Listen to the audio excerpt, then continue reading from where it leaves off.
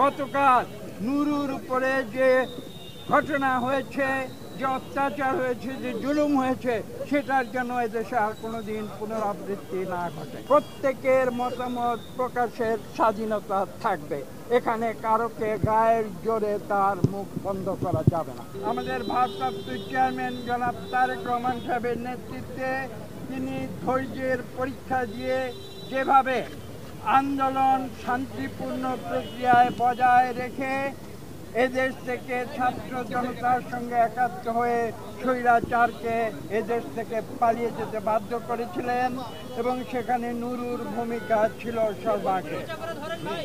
আজকে দুঃখের সঙ্গে বলতে হয় যে কেন তাকে এই পরিণতিতে আসতে হয়েছে। আপনারা বলতে পারেন যে কথা আমি বলেছি, আমরা শান্তিপূর্ণ রাজনীতিতে বিশ্বাস করি, আমরা গণতান্ত্রিক রাজনীতিতে বিশ্বাস করি, আমরা অশান্তির নীতিতে বিশ্বাস করি না। কাজেই সেই আন্দোলন আমরা করেছি। নুরু ছিল সেই ছাত্র আন্দোলনের নেতৃত্বে এবং সে সতত রাজপথে তার অবস্থান বাংলাদেশের কোটি কোটি মানুষের কাছে স্পষ্ট করে দিয়েছিল। সে গণতন্ত্রের কথা বলেছে। আপনারা দেখেছেন সে কিভাবে যুদ্ধ করে ডাকসুর সভাপতি নির্বাচিত হয়েছিল এবং তা প্রতিটি কার্যক্রম এদেশের মানুষ জানে। তাকে এই নির্মম নির্যাতনের শিকার হতে হবে, এটা বাংলাদেশের কোনো মানুষ মেনে নিতে পারে না।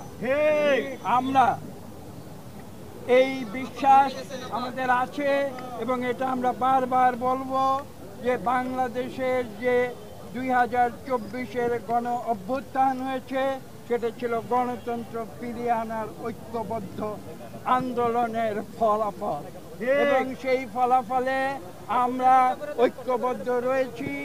আমরা বিশ্বাস করি যে আমরা যে গত 2024-এর অগাস্ট থেকে যে রূপান্তর প্রক্রিয়া শুরু হয়েছে, গণতন্ত্রের রূপান্তরের যে প্রক্রিয়া শুরু হয়েছে, সেই প্রক্রিয়া আমরা অতি শীঘ্র সম্পন্ন করব, যাতে করে গতকাল নুরুর উপরে যে ঘটনা হয়েছে, যে অত্যাচার হয়েছে, যে জুলুম হয়েছে, সেটার জন্য এদেশে আর কোনোদিন পুনরাবৃত্তি না ঘটে।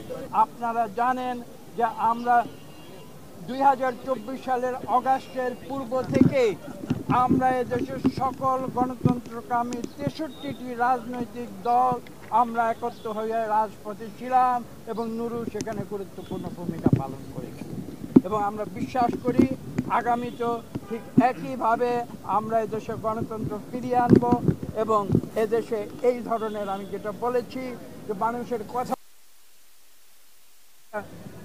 যদি গণ অধিকার, এখানে আমাদের সেক্রেটারি সাহেব আছেন, রাশিদ সাহেব, তিনি আমার সঙ্গে একমত হবেন যে এখানে শান্তিপূর্ণ নিয়মতান্ত্রিক গণতান্ত্রিক রাজনীতিতে প্রত্যেকের মতামত প্রকাশের স্বাধীনতা থাকবে, এখানে কারোকে গায়ের জোরে তার মুখ বন্ধ করা যাবে না।